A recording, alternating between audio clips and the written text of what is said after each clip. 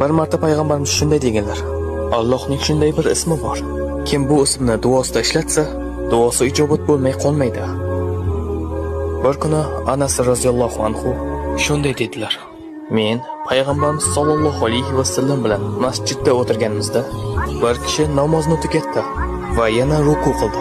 Keyin esa sajda qildi.